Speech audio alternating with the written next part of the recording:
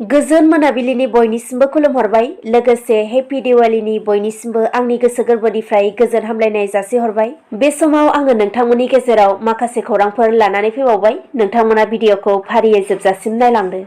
दिनै 4 नभेम्बर अदेबानि बृहस्पतिबार दिनैनिफ्राय जागायबाय सोरांनि फोरबो एबा काली फुजाया। हादर नाङैनो दिवाली फोरबोखौ फालिनायजों लोगोसेनो आसाम रायजोनि खना खनला जायगाफोरावबो दिवाली फोरबोखौ फालियो। थिग बिब्दिनो दिनै एबा दिवाली फोरबोनि सानाव बाक्सा जिल्लानि मानास माहारियारि हाग्रामायावबो सोरांनि फोरबो एबा दिवाली फोरबोखौ फालिनो थाखाय लाहार फाहार खालामनायखौ नुनो मोननाय जादों। मोनथिनो मोननायाव दिनै फुंबिलि समनिफ्रायनो मानास माहारियारि हाग्रामानि फरेस्ट प्रटेक्शन फर्सनि दैदेननायाव सोरांनि फोरबो दिवाली फोरबो फालिनाय हाबाफारिया जागायजेनदों। दिवाली फोरबोजों लोब्बा लाखिनानै दिनै फुजा होनायनि जायगायाव मानास माहारियारि हाग्रामायाव बायदि रं बिरं गाबनि हाबाफारिजों जागायो।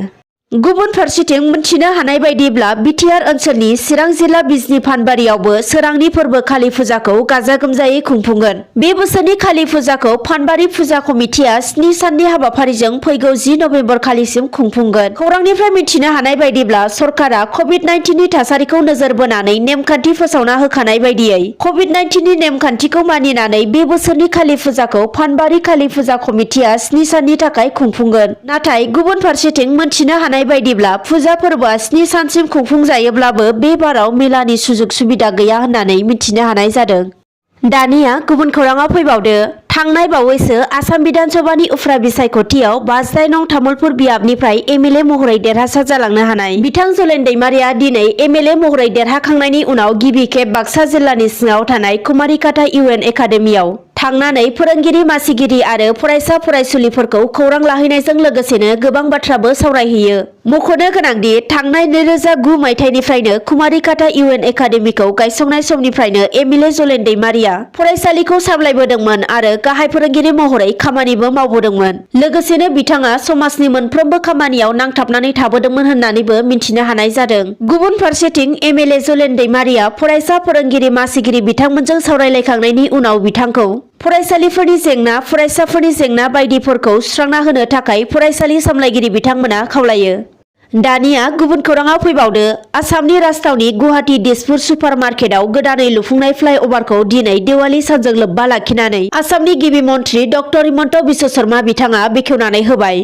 दिनैनि सानखौ गुवाहाटी नोगोरमानि थागिबिफोरनि थाखाय जोबोर मोजां खौरां होननानै बुंनो नांगोन। मानोना दिवाली सानजों लोब्बा लाखिनानै आसामनि गिबि मन्थ्रि डक्टर हिमन्त बिश्व शर्मा बिथाङा गोदानै बेखेवनानै होबाय दिसपुर सेक्रेटारियेट मोखाङाव थानाय अदेबानि सुपार मार्केटनि गोदान सामना हामनायै साजायफबनाय फ्लाइअभारखौ। मख'नो नांगोनदि 36 दाननि थाखाय सिमा खाखानानै होदोंमोनब्लाबो 22 दाननि गेजेरावनो लुफुंना होबाय बे फ्लाइअभारखौ। बे फ्लाइअभारनि सारि सारियै नुनो मोननाय बायदिब्ला जोबोर समायना रमायनायै गुबुन गुबुन हारि माहारिनि जेरै बर', गार', राभा बायदि गोबां ट्राइबेल हारिफोरनि समायना रमायनायै सावगारि एरखांनायफोरखौ नुनो मोननाय जादों। बेखेवनाय बे हाबाफारियावनो आसामनि केबिनेट मन्थ्रि उर्खावगोरा ब्रह्मआ बाहागो लानानै खौरांगिरिनि सिगाङाव बिथाङा बुंथियो दि गुवाहाटी नोगोरमानि थागिबिफोरनि थाखाय गोदानै बेखेवजानाय फ्लाइअभारआ जोबोर मोजांनि बाथ्रा होननानै बिथाङा बुंथियो। मानोना गोबां सुबुंफोरानो सेक्रेटारियेटआव हाबनाय आरो मिनिस्टार कल'नियाव हाबफैनाय समाव लामायाव गोबां ट्राफिक जाम जानानै हाबफैनायाव गोबाव सम लायोमोन आरो दा गोदानै बेखेवनाय बे फ्लाइअभारनि दारै गोरलैयै जासिगोन होननानै बिथाङा बुंथियो। गुबुन फारसेथिं बिथाङा बुंबावो दि खम समनि गेजेरावनो कन्ट्राक्टरा जोबोर मोजाङै बानायनानै होबाय आरो डिपार्टमेन्टआबो मोजाङै मावना होबाय बिनिखायनो बिथांमोनखौ साबायखर बावो होननानै बिथां मन्थ्रि इउजि ब्रह्मआ बुंथियो। दानिया गुबुन खौराङाव फैबावदो।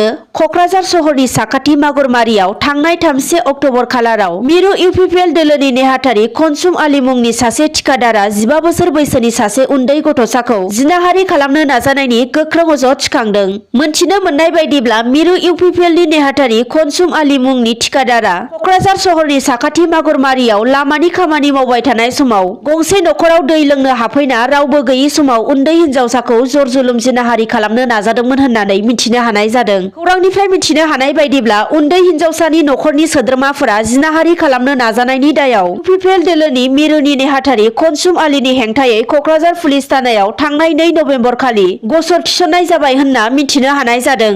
आरो बे जाथायनि सायाव दुलाराय बिटिसि बाङालि इयुथ छात्र फेडारेशननि दैदेनगिरि बिजु साहाया दायनिगिरिखौ थाबैनो हमनांगौ आरो आयेननि गेजेरजों गोख्रोङै साजा होनो नांगौ होननानै खौरांगिरिनि गेजेरजों दाबि दैखाङो। दानिया आरो फैबावदो चिरां जिल्ला भारत भुटान सिमनानि साखाथियाव थानाय दादगारि ओनसोलाव मोनाबिलि लावखार ओंखाम जाहैग्रा जायगाखौ बेखेवनानै होबाय एमसिएलए अमर बसुमतारी बिथाङा। मख'नो नांगोनदि एमसिएलए अमर बसुमतारी बिथाङा मोनाबिलि ओंखाम जाहैग्रा जायगाखौ बेखेवना होनो हानायाव जोबोर गोजोननाय मोननायखौ फोरमायथिदों।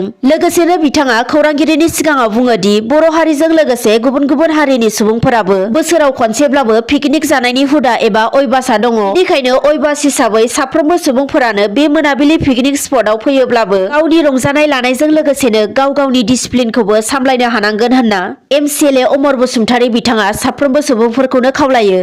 दानिया आरो फैबावदो हादर नाङैनो सानफा एफा मुवा बेसाद पेट्रल डिजेल थाव बायदिफोरनि बेसेना बांबोबाय थानाय बायदियैनो आसाम रायजोआवबो सानफा एफायै मुवा बेसादनि बेसेन पेट्रल डिजेलनि बेसेन बायदिफोरा बांबोबाय थानायखौ नुनो मोननाय जादोंमोन आरो मुवा बेसाद पेट्रल डिजेलनि बेसेन बांनायखौ लानानैनो रायजोआव दुंहाव थासारि एबा सोमावसारबोबाय थानायखौबो नुनो मोननाय जादोंमोन। नाथाय बे समावनो दिनै एबा दिवाली फोरबोनि सानाव खौरां मोननो हानाय बायदिब्ला आसाम सरकारा मोनसे गोजोनथाव खौरां फोसावनानै होदों। मोनथिनो हानाय बायदिब्ला आसामाव पेट्रलनि बेसेनखौ दिनै सरकारा 12 रां खमायनानै होबाय आरो डिजेलनि बेसेनखौ 17 रां खमायनानै होबाय।